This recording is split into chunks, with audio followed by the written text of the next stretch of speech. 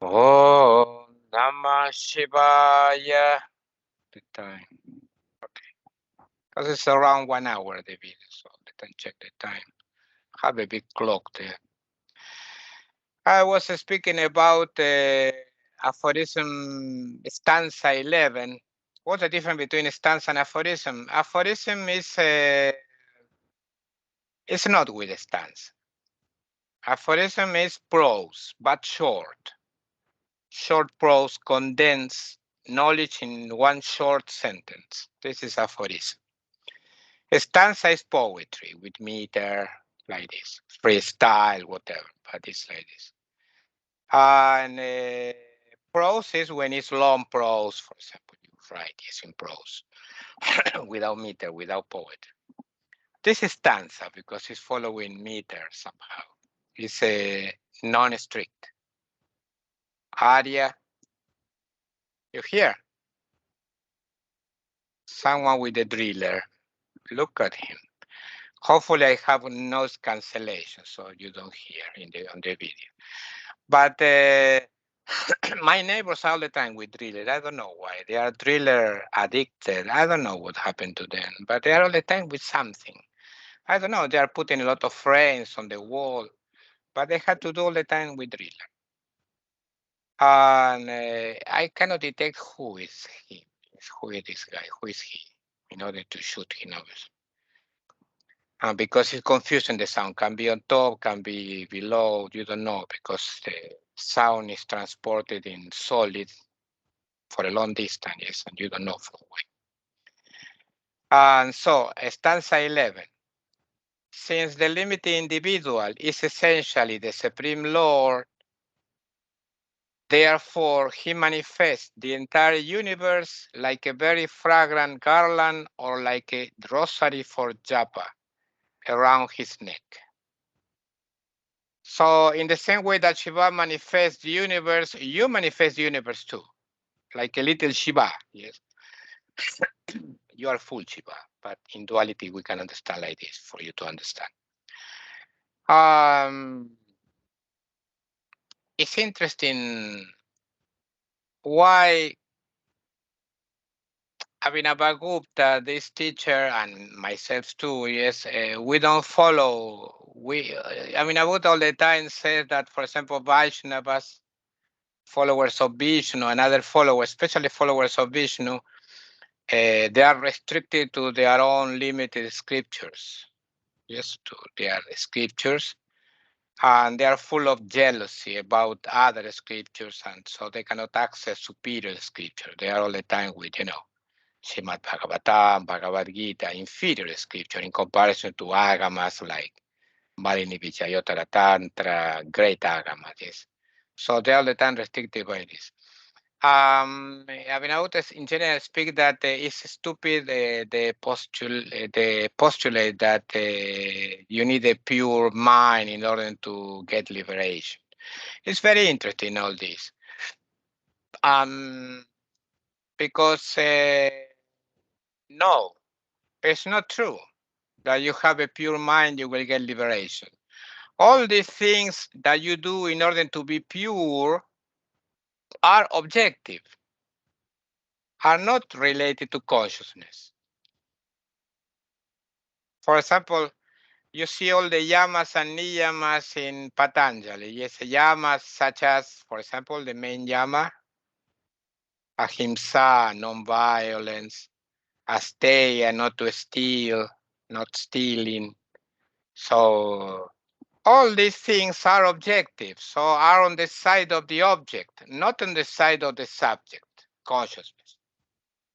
All these things you cultivate in your life, they are very good for living in this world, yes, because you are not a thief, you don't have any entrance into police, you are a good, very decent person, you are not violent, blah, blah, blah. But you are niyamas, for example, brahmacharya, you are celibate, a lot of good quality you have, yes, okay. But this is not important for consciousness. So there is no warranty that you will be like this and you will attain consciousness, enlightenment. No. This is what the Vaishnavas cannot understand. They cannot understand. That's why they cannot penetrate into Shaiva circles. Shaivas can penetrate into Vaishnava circles. For example, I can dress up like a Vaishnava. Put a tilaka. Now they change from driller to hammer. So I'm enjoying here a lot. And my neighbors. And so they put it, I can put a tilaka here like a Vaishnava and go there to dance with Krishna, with all this and Vishnu, and they don't detect me. But if they come here, they are immediately detected. They cannot enter here without detection. Why? Because we don't care about purity of the mind like Vaishnavas. We don't care about that because according to our opinion, consciousness is not related to your actions with your body and your mind. Revelation of consciousness has no relationship to this. Consciousness can be revealed even in a beggar eating rotten food on the streets. You see, how? Yes, consciousness can be revealed there.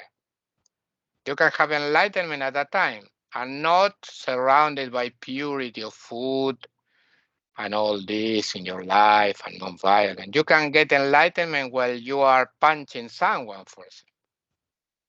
You can get enlightenment when you are receiving a punch from someone in violence, in himsa.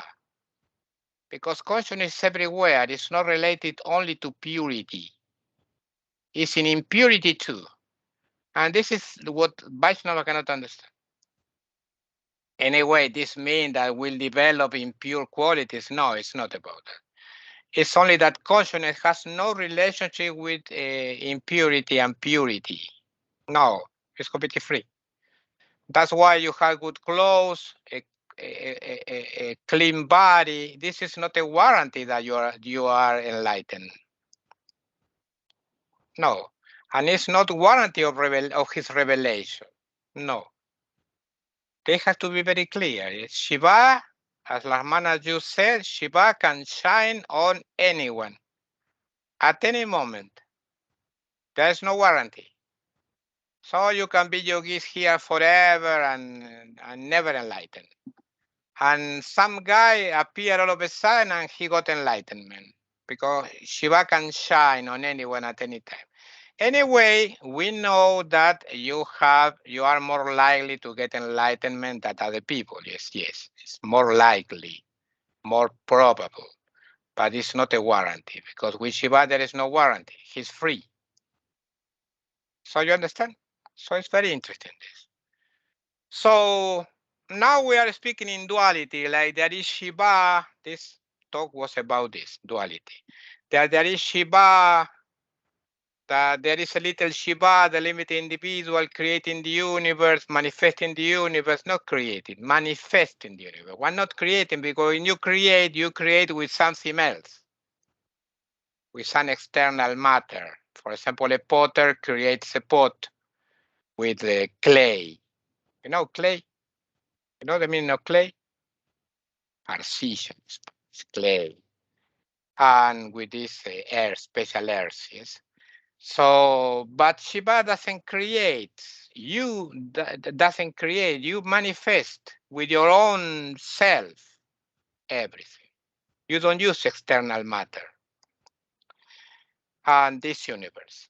And it's a little dualistic to speak like this, but it's a way to understand this. Anyway, in Vaishnavism, dualism is intensified by the teachings. But in Trikashaivism, we use dualism when we need to explain something in an easier way. But we don't like to intensify dualism. Different between you and Shiva. So I explained about this, and I read the first part of the explanation, yes, with the two aphorisms of Pratyabhijna Hridayam. I will reread now. Explanation. In the aphorism 4 of his Pratyabhijna Hridaya, the heart of Pratyabhijna, the heart of recognition. Recognition is the main postulate by Trikashaivism, that you have to recognize that you are Shiva. Kshemaraja says something more or less similar to my teaching. Yes, I already quoted this in a previous aphorism, but it's good to repeat it to create a strong impression of the teaching. Anyway, I also add the aphorism 5, which I did not quote before. Both aphorisms, especially the fifth one, are vital in one's own spiritual path. If someone can understand the aphorism 5 in Pratyabhigya Hridaya is translated on the website, he will attain the state of Vijnana Kala very fast. From Vijnana Kala, next he can jump to Shiva, yes, by his grace. I will develop this topic further on. Now the two aphorisms in Pratyabhigya Hridaya. Chiti sankochatma chetanopi sankuchita vishwamayaha. Aphorism 4. The individual experience in whom there is contraction of Chitti also has the universe as his body, but in a contracted way. There is some duality, yes, to explain. Aphorism 5. Chittireva chetana padada varudha chetya sankochini chitam. Is Chitti alone? Is Shakti alone? Chitti. Chit, Shiva, consciousness. Chitti, consciousness, but feminine. Shakti. Is Chitti alone, who, by descending from the stage of pure consciousness, contracts herself, assuming the form of the object or knowable, the Chetya. And it's also Chitti who becomes the mind. So your mind is Shakti. He who understands this attains Vijnana state very fast. Your mind is Shakti. You cannot destroy your mind. You cannot control your mind because Shakti is Swatantra, is freedom. He who understands this attains the state of Vijnana very fast. So when you meditate, instead of fighting your mind all the time, you understand that the mind is Shakti. It's like the crown. You know the crown of the sun? The crown, yes. The sun has a crown around. The sun, for example, in the surface is 5,000, 6,000 degrees, Celsius degrees, yes? On the surface, 6,000. But in the crown is 1,000,000 degrees. Still, the scientists cannot explain this mystery. Why it's so hot in the crown than in the surface? So the crown of Shakti is this mind, is the emanation of Shakti, this mind. Every thought you have now, every emotion you have now is an emanation coming from Shakti inside. So why to fight it? Why to remove it by force? No, you have to contemplate this like Shakti. So you attain the state of Vijnana Kala very fast, because the state of Vijnana Kala is like this. The state of Vijnana Kala is between Arnava Mala and Tattva 6, Maya Tattva.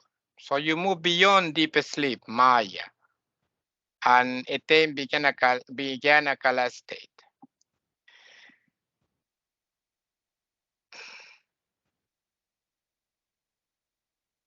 Okay, the two aphorisms in Pratyabhigya Hridaya work together. Why? Because of the following objection.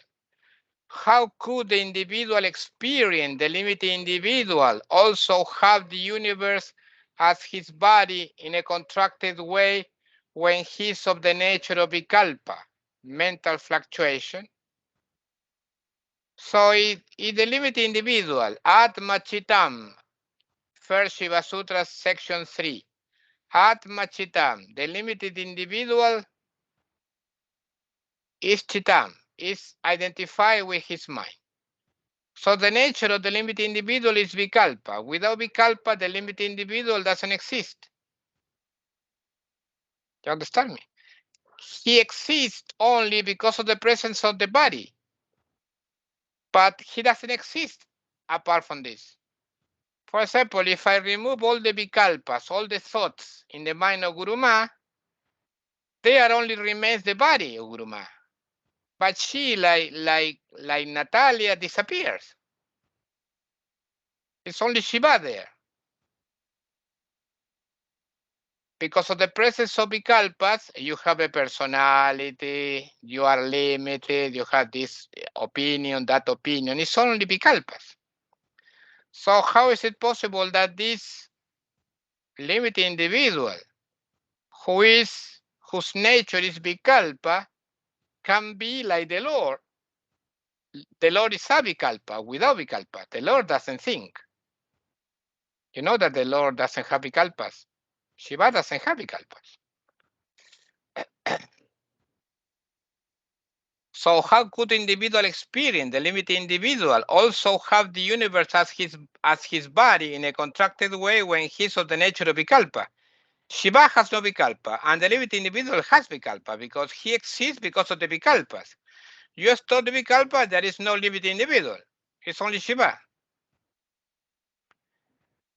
A personality in you is supported by vikalpas. Without vikalpa, you don't have personality. If you don't have vikalpa, you don't have opinion, for example. So you don't exist like a person. So to exist like a person and to function in this world, you need vikalpas. Yes, if someone asks you, what's your opinion about the new prime minister? So you have an opinion. Yes, so you have a personality. But you say, what is that? Yes, or something like this, because you don't have vikalpas, you cannot function in the world. You understand? In the world, you have to say, yes, I like the new prime minister. Oh, no, I don't like the new prime minister. Oh, yes, I learned that he's the new prime minister, blah, blah, blah. But you don't have vikalpa, what will you say? Nothing. You don't understand even what is being asked is, it's being asked to you. What is asking you, that person? In other words, if the living individual has an active mind, how could he himself be Paravairava, who is without any mind?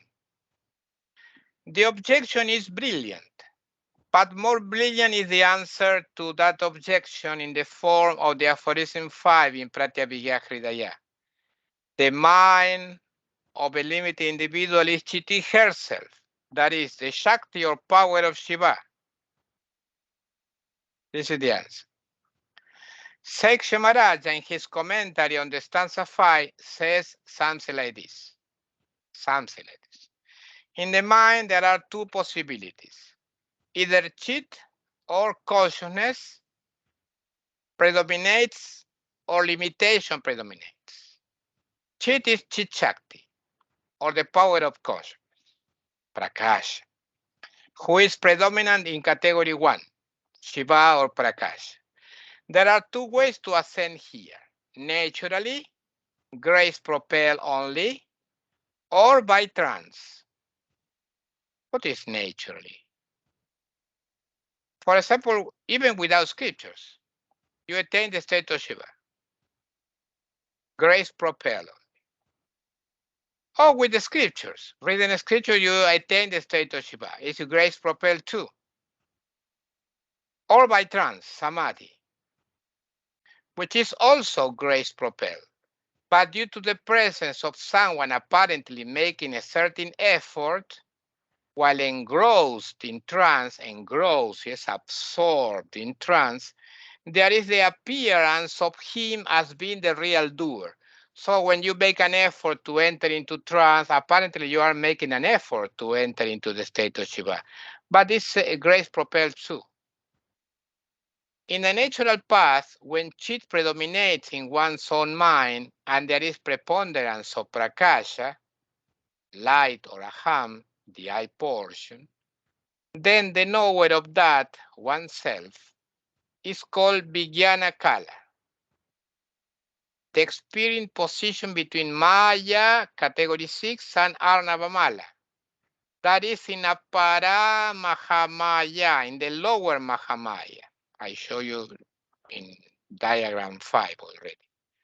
Next, when there is predominance in him of both Prakash and Vimarsha, Aham and Idam, I and this, the knower of this state is called Mantra, who resides in Sadvidya category, number 5. This is conscious, is divine. Cross Arnava. So it began a kala that is preponderance only of Aham. He knows that he's Shiva, but he doesn't have Shakti. He cannot move. By Shakti, I mean power of action. He cannot move. He's static. In mantra, he can move. He has Shakti and he has Prakasha. He has Shiva. It's a divine state. A little unstable, but it's divine already. It's not materialistic. It's not in the kingdom of matter. It's beyond matter.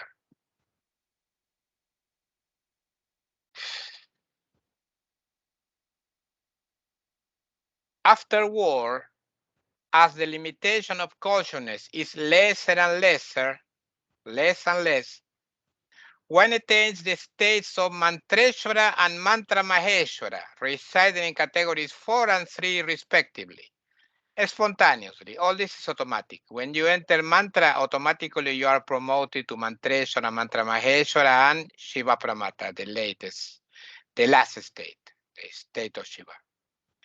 And in a rush happens. In all this process, one's own mind continues to expand more and more till it returns to its original state as Shakti. And the knower of Shakti is no other than Shiva himself. So there is no Shakti Pramata, the knower of Shakti. Shakti Pramata is Shiva Pramata. It's the same knower. Therefore, when the mind attains maximum expansion, one realizes that one is Shiva in person. In turn, when there is effort by means of trances, the ascent is gradual, not in a rush. Gradual. Therefore, Chiti herself became the mind after having descended from the stage of pure consciousness. This aphorism is the blood of the spiritual path. This is by Muktananda said this. This aphorism, Chitireva Chetanat, Padada Barutha, Chetya Sankochini Chitam, the aphorism 5 is the blood of the spiritual path. Because if one properly understands it, he quickly crosses through Shaktopaya and lands in the state of Vijnana Kala, in Shambhavopaya, which is the threshold of liberation. Beyond this, there is liberation. Hence, its importance. I will explain Shaktopaya and Shambhavopaya later on, while commenting aphorism 21, 22, and 23. Now, I need to do something to the bathroom, but I will return soon.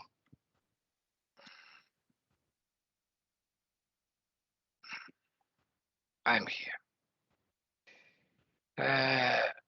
This taskbar is a problem in Windows. All the time blocking. Wait, I will put a taskbar automatically hide because it's blocking the controls of Skype. Okay.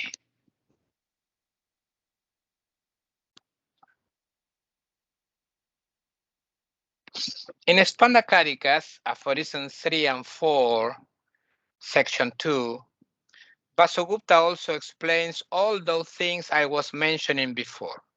He said, Yasmat sarva mayo jiva sarva bhava samudbhavat tat samvedana ruperna tadatmya pratipattita tasmat shabdartha chinta su nasavastana yashivaha bhoktaiva bhogya bhavena sada sarvatra samstita. He put a cesura. That's why it's easy to chant. When you don't put cesura, cesura is an interruption in the meter. Cesura. So you can chant more fluently. That when you don't put cesura, you only meet the meter requirement without cesura. Okay, I understand myself, don't worry. I know that I'm speaking alone. But because the individual soul is identical with all, since all entities arise from him, and inasmuch as he has the feeling or perception of identity with those entities due to the knowledge of them all. Therefore, there is no state that is not Shiva. whether in word, object, or thought. The experience, the knower, the experience, the knower himself, the perceiver, you, yourself.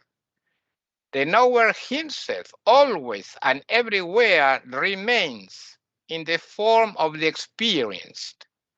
So all the objects in front of you are you. Now science, I was reading, they say that without the perceiver, there is no reality. At last they realize it. Because the perceiver is greater than the object. We see objects in this universe, yes? Trillion galaxies, quadrillion, quintillion galaxies. Well, the perceiver is greater. How is that possible? The mystery. Perceiver is great. And that's why people all the time interested in objects, yes? Objects, objects, objects. What do they want? Ferraris, Bugattis, jewels, yachts. What else? Rich people. They want to travel to space, all expensive, but all is objects, objects, objects. They do like this all the time. They are engrossed in that activity because they don't understand that the subject themselves is much greater, it's massive in comparison to the object. It's more important. So instead of going to the object, you have to go to the perceiver, and you will see greatness, real greatness. Is the universe, according to Muktaranda and my experience too, rest in one corner of the self. The whole universe, so massive, rests in one corner of Shiva. When I got liberation, my experience at that time was that it's excessive. So it's so massive that it's excessive. It's ridiculous, ridiculously big, absurdly. Even if you watch million and million galaxies, it's greater than this. I can't explain it. How to explain?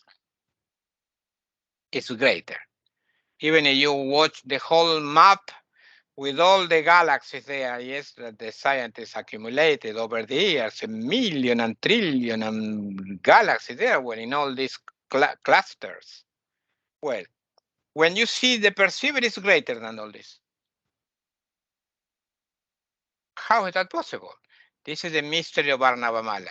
He contracted very heavily all his power in a massive way. He contracted that he became Tamash, that he became Ivan, Gabriel, Robert. Intolerable power to transform whole Shiva into this person so limited, like an ant, like an insect. And in the same way, in the same power, this power is called how is Atigata? Atigata. I don't remember in Sanskrit. I have a confusion. Sampadana, the power to do what is very difficult to be done. So the same power who contracted all this into a tiny limited being, at the time of liberation expands again, like Shiva again, full stature like Shiva. But when you experience this expansion of yourself, it's so massive that it's absurd. It's silly, and nothing in the universe is like him. Nothing. You can travel to every galaxy and be there floating million galaxies. No, it's not right. Even you see inside you another universe hidden there. I called it a personal universe for Shiva only. So there is this universe and there is another universe, personal, only for him. Not shared with anyone.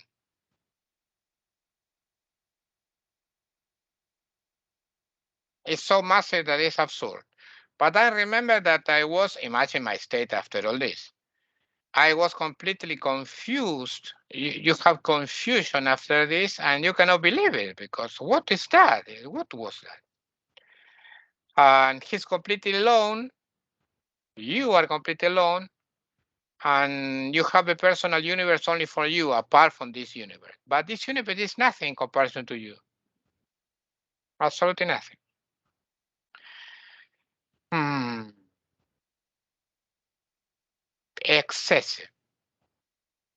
This is my experience with him. Excessive. Excessive. It's ridiculous. I was expecting something great all these years before liberation, yes, but never so great. It's ridiculous. Silly. In fact, what did I do before? Is the only thing I ask at the time. What did I do before? What is this? It's what I. Even when you do an offer to him, yes, but do you really realize who is he? This massive being, yes, you realize what is that? It's so massive. Yes, I can't explain it. And the mystery is how is it possible that you exist apart from him? Yes, this power contracting. Tremendous power. Tremendous. That's why this power is the only one who can expand again. No other power can do it. No effort can do it. You cannot do it by effort. What will you do by effort? To expand the living individual into the great being again, the great self again, is impossible by effort. Your effort finished and became a callous state. No more. From there, you wait. You wait for the expansion by this Atidurgata. Now, it's not Atirgata, Atidurgata Sampadana. You expect for this Sampadana, this power, who can perform what is very difficult to be performed. That is something. I recommend you to have the experience before dying, yes, because it's the only experience you need to have. Other experience like, I don't know, to buy a Ferrari, to buy jewelry is ridiculous. What else? To buy some brand, yes, some Gucci, for example. Oh, I need my Gucci necklace or something. No, it's stupid all this in comparison to him. You know, these brands. And that's why they behave so stupidly. You see why they are so stupid? Yes, people in general, especially rich people, why they are so stupid? Why they behave like this all the time after objects? Because they don't know him. When you know him, you are not all the time after objects. I'm not interested. You can have objects, but you are not interested because you know that the perceiver is greater. If one rightly understands this aphorism, liberation will be in the palm of his hand, that you are the object. To develop constant Shiva Drishti, or the viewpoint of Shiva, I'm not speaking here of the Somananda scripture in this context, is the key to liberation. There is no state that is not Shiva, whether in word, object, or thought. But I don't need to comment on these two aphorisms because Kshemaraja himself commented on them both in his Spanda Nirnaya. I will be explaining his teaching step by step at the end of this big portion of his long commentary. It's a portion. He wrote, Yato jivo grahaka sarva mayak shivavad vishwarupa stena hetuna shabdeshu vachakeshu arteshu vacheshu chintasu vikalpa jnanadirupasu adi madhyantarupa sabasta nasti ya shivona bhavati sarvameva shivaswarupa mityartaha yataschaiva mato bhoktaiva chidatma grahako Bhogya Bhavena Deha Nila Diruperna Sadanitiam Sarvatra Vichitra Tatua Bhuvanadi Pade Samyaka Nunadi Kataya Estito Natu Bhogyam Nama Kinchit Bhoktur Vinam Masti Jiva Itiupakramya Shiva Itiupasamharena Jiva Shivayor Vastavo Nakopi Vedaha Iti dehadya vastasuna suchit apya apurna manyata mantavyapi tu chidgana shiva swabhava taiveti bangyopadishati yatoktam sharira mapi ye shatrimshat tatuamayam shivarupataya pashantyar chayanti chate Sidyanti Gatadikamapi Tatha Vinivishya Pashamtyar Chayanti Chate Piti Nastyatra Vivada iti Shri Pratyabhigyati Kayam Pata Shri Vamanena Pyuktam Alambya Sambidam Yasmat Samvedya Naswabhavata Tasmat Samviditam Sarvamiti Sambinmayo Bhavetiti Kasma jiva sarvamaya ityatra hetu sarvabhavanam samudbhavad utpati hetu twat apadana bhava pradhanascha nirdesha pramatri miti mana meyam aya maya veda jatasya te vihara iha hetutam samupayati yasmat tvai Nivrita vivrita ukwachita dapayati tenadhuna nayena punari kshate jagati jatu chit kenachit iti Shri Gyanagarbha Stotrokta Nitya Samvidyeva Prasrita Yam Jagatah Sabdavartha Sadbhavat sarva bhava samudbhava tvam jivasya yatascha jiva devo dayati vishwamato yam sarvamayo vishwa shaktiriti yavat nirnitan chaitad dvitiya sutra vritau sarvamaya tue hetuantara mahatat samvedana ityardhena tasya sarvasya nila sukader Yat samvedanam prakashastena ruperna swabhavena tadatmya pratipatte sarvamayatva syopalambhat. I know that I don't need to translate for you yet because you understood everything. But anyway, I will translate for the people watching the video. Evidently, Kshamarata like to write a lot. He said, since the individual soul, the experience or knower at the stage of Tattva 12 for Purusha, is identical with all, since he has the universe as his form, such as Shiva has, therefore there is no state that is not Shiva, whether it's the beginning, the middle, or the end, and whether in words, in denoting sounds, that is, words, in objects, in what is denoted by the words, objects, or in thoughts, in those whose nature is knowledge communicated through mental fluctuations, etc. The meaning is that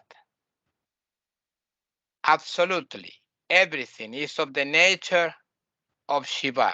And as this is so, consequently, the experience himself, whose essence is consciousness, that is, the knower at the stage of Tattva 12 for Purusha, always, constantly, and everywhere, in the various states of Tattva, Bhuvana, etc., category of manifestation, word, etc., fully, neither more nor less, remains in the form of the experience, in the form of body, blue color, etc., and not that is called, what is called the experience, the objects, is something different and separate from the experience or knower, beginning with Jiva, the individual soul, and concluding with Shiva.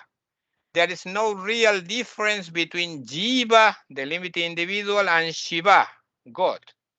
So Vasugupta indirectly teaches that the notion of imperfection, lack of fullness, should not be held in mind in any state, such as body, etc., but rather the notion that one's own essential nature is Shiva, who is a compact mass of consciousness, should be held in mind.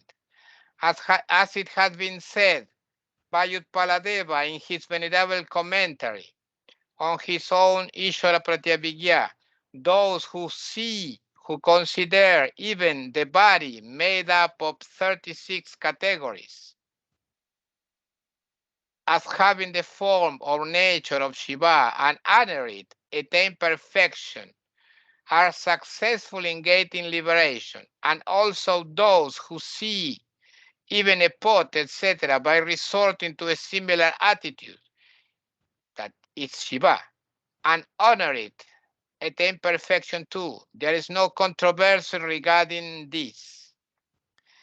It has also been declared by Bhatta Sri Vamana, since an object comes to be known by having recourse to pure consciousness, to Paramashiva, and not by itself, therefore all exist as known. In this way, a person should become identical with pure consciousness. Why is it said that the individual soul, the limited experience or knower, is identical with all? The reason for that is as follows. Since all entities arise from him, literally, since he is the origin of source of all entities, that is, since he is the cause of the production of all the entities, and is indicated that the sense conveyed by the abstract noun in ablative is predominant in this context. Your pastime here in this world becomes the cause of the whole aggregate of the divisions of knower with object, the state of knowing but without any objects, knowledge and knowable. Because when your expansion, your pastime ceases, that is, when the whole aggregate of the divisions of knower with object, the state of knowing but without any objects, knowledge and knowable, withdraws into somewhere, now he's perceived again. So, in this world, perhaps by someone. So, not by someone, but not by everybody. So, he's perceived in this way, Shiva, only by someone, by few ones, not by all of them. According to this precept mentioned in a hymn of Venerable Jnana, the individual soul is the origin or source of all entities. So in the case of the individual soul, there is a state of being the origin or source of all entities, because the existence of the world can happen only in its prevalence as pure consciousness. The sense is that as the universe arises only from the individual soul, for this reason, he, the individual soul, is identical with all and has all the powers. This point has already been ascertained, has been investigated in the commentary on the second aphorism. Pasugupta expressed another reason for the identity with all on the part of the individual soul by means of the second half of the aphorism 3. Due to the knowledge of them all. In other words, the individual soul or limited individual is identical with all, since all entities arise from him, and inasmuch as he has a feeling or perception of identity with those entities. That is because of his acquisition or perception of identity with all those entities. Due to the knowledge, due to that whose nature is light of that, namely due to the knowledge of all that, of all that, all the entities, that is of blue color, pleasure, etc. So because you perceive, you are one with all. Because perceiver, perception, and object being perceived are one in the process of perception. Diksha Maharaja is a little tiresome because it's pompous speaking. Yes, it's medieval, so I speak like this. I continue myself now in the book, explaining part by part. The individual soul, that is the limited individual who resides in the tattva or category 12 called Purusha, is identical with all. Why? Because he has the universe as his form in the same way as Shiva. Consequently, there is no state that is not Shiva, whether it is the beginning, the middle, or the end, and whether in words, in objects denoted by such words, or in thoughts connected with those objects. Everything is Shiva. This is a very important teaching in Trika Shaivism. One should stick with that viewpoint at all costs and at all times. This is your viewpoint. Abandon the viewpoint that you are limited, imperfect like this. No. As a result, the limited individual himself, whose essence is consciousness, appears as that which is experienced. He does so at the stages of tattva category, bhuvana, world, etc. He appears as all the objects around himself, that is, body, blue color, etc. This Purusha or individual soul, this limited individual, is sometimes called Jiva. Therefore, one can affirm that there is no difference between Jiva and Shiva and Jiva. So Vasugupta, according to Kshemaraja, would be encouraging students not to pay attention to the difference in fullness between Shiva and Jiva, but rather to pay attention to the underlying truth that the essential nature of the Jiva is Shiva. This non-dualistic attitude should be constant in any serious student of Trikashaivism. Utpaladeva has ratified this teaching by giving an example even with the physical body. In other words, if one keeps this Shiva's viewpoint with reference to the body and honors it in this light, one attains liberation. So the body is Shiva too. I am one with the body because it's Shiva. Not only that, if one just contemplates a mere pot by means of that divine attitude, by Shiva's viewpoint, and honors it, one becomes liberated from samsara. Even a pot, external object. Do it. Because there is a spiritual law postulating that even in a small portion of Parabhairava, there is 100% Parabhairava. Therefore, one can even worship any object, and since Parabhairava is there 100%, one will become liberated in the end.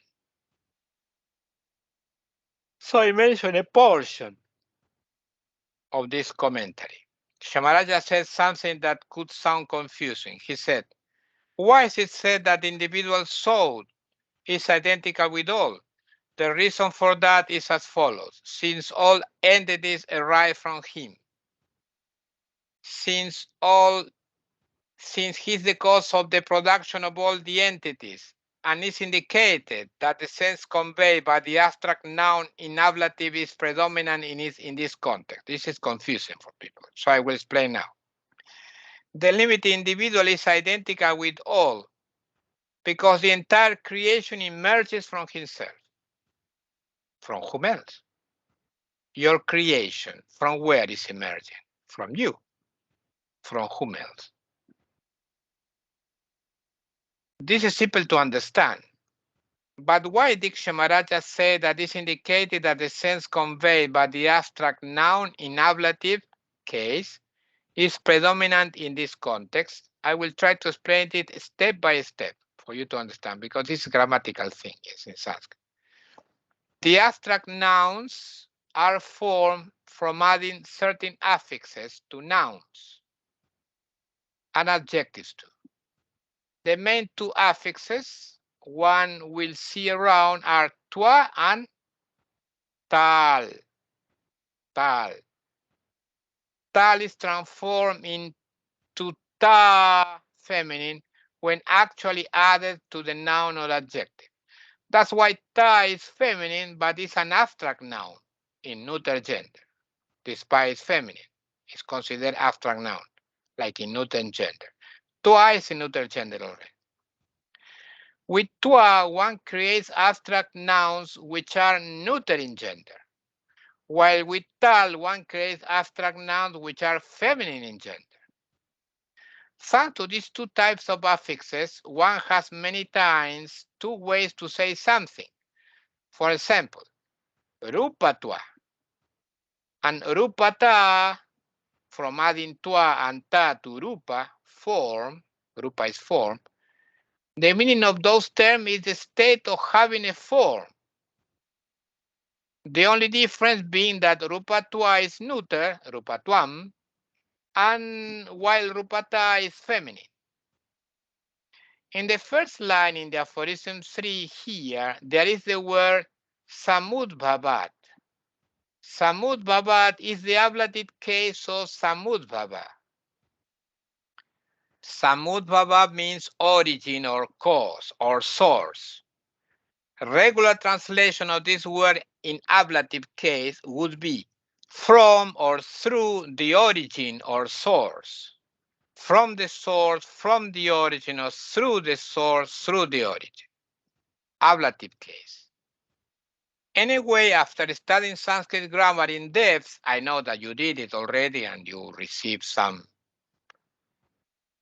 title. Yes, Padma Shri or some. What did you receive? I'm joking. What did you receive? Nothing you received. Look at you.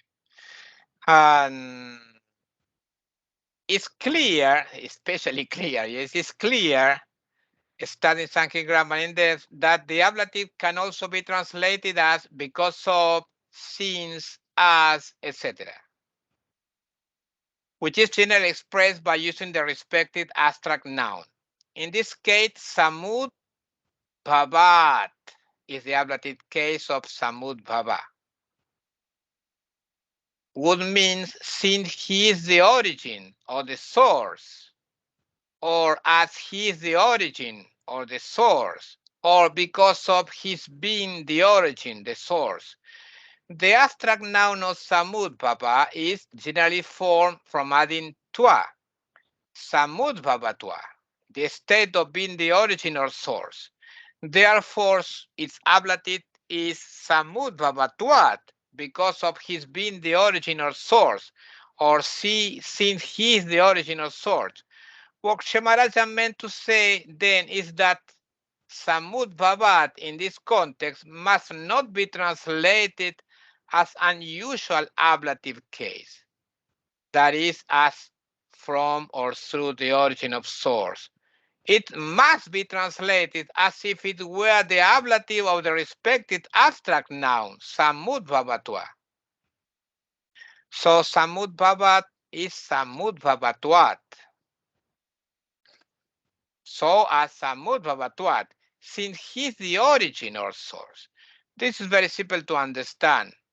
And now in the real compound of the first line of the aphorism 3 here, sarva bhava samudbhavat, literally, since he's the origin or source of all the entities, all the bhavas, that's why I translated the aphorism like this. Since all entities arise from him, because it's not normal ablative, but the ablative of the abstract noun of samudbhava, samudbhavatuat. Now the whole grammatical thing is clear. It's clear for Swami Lakshmanaju and the rest is clear. Okay, I explained to them. And my goodness. Now, in the quote from Gyanagarbha, there are many interesting things to comment on. I'm joking, obviously. What do you think I'm joking? In the book, I joke like this. And the pramata, for example, nowhere with objects. Pramata, nowhere with objects. Shiva is not pramata, the perceiver. Shiva is parapramata, the supreme perceiver. Normal perceiver is the nowhere with objects. Is this Purusha or even Buddhi? You can consider Buddhi like the perceiver. It's very near Purusha. It's nowhere with objects. It's Purusha here, the limited individual. Next you have Pramiti, a state of knowing but without any objects. In every act of knowing or perceiving, there is a state where subject, knowledge, and objects are literally digested inside. This is Pramiti. It's a state of anakhya, without name. So you have all these goddesses, you know, Krama, yes, Krama system, goddesses, in the object. So you have, in this case, in the perceiver, you have in the side of the perceiver, in the side of the objects, and the side of the perception, different goddesses. In this case, we have the fourth goddess, Anakhya, of this state. This is pramiti, where all the objects are digested in the perception. But there is nothing happening externally, it's all internally. This state of parapramata or supreme knower, Shiva. Next you have pramana, is knowledge, the perception, and prameya, the object. Those four stages exist when the Lord is expanding, when He's playing to be many. But when His play comes to an end, all those four stages return to Him. And everything can return to Him because it firstly emerged from Him and remained in Him. Only a few fortunate great beings can perceive Him in this way. How many? 1 in million get liberation. Million, I say billion now at this time. 1 in billion get liberation. All of them are Shiva, but 1 in billion get liberation. Why? Because my words cannot penetrate into them. Your head is like a coconut, and I don't have a good driller to penetrate into your head. You know? For example, now, I say this truth, but it's not penetrating into your coconut. I need to drill hard to penetrate. That's why the rituals. There are many rituals to penetrate into the coconut. The coconut is you. Hard coconut. Cannot penetrate. So if you are a soft coconut, I tell you, you are Shiva, and you immediately realize it's Shiva. But you have a hard coconut, hard cortex, yes? Very hard. So I need a driller to penetrate there. This is the ritual, for example. With a special ritual, you can penetrate. With the hand of Shiva ritual like this, yes, I will explain in the future hand of Shiva, all this. With the Shiva hasta, you can penetrate into the coconut. So you have an experience of your Shivahood, your state like Shiva.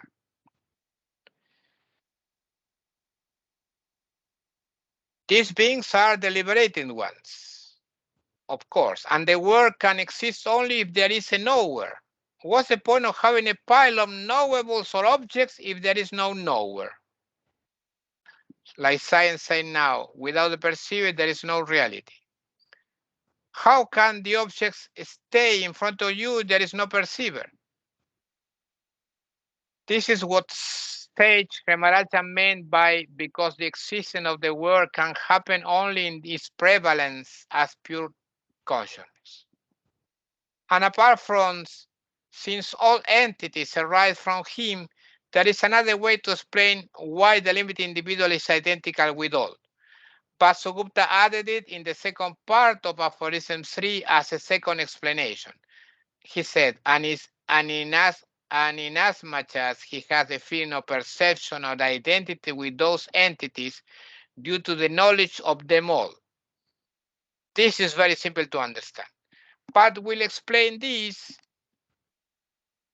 let me see the time, in our next satsang. 1 hour already speaking. I stop in the page 137 for me to realize for the next satsanga in my explanation about the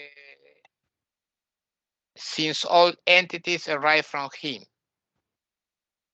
Explanation about Vasugupta adding in the second part of the Aphorism 3 as a second explanation. And inasmuch as he had a feeling of perception of identity with those entities due to the knowledge of them all. So due to the knowledge of them all, he's one with all the entities around him, with all these objects around him, objects and subjects around him. Okay, for today is enough for this satsanga on video. 1 hour, little more is enough.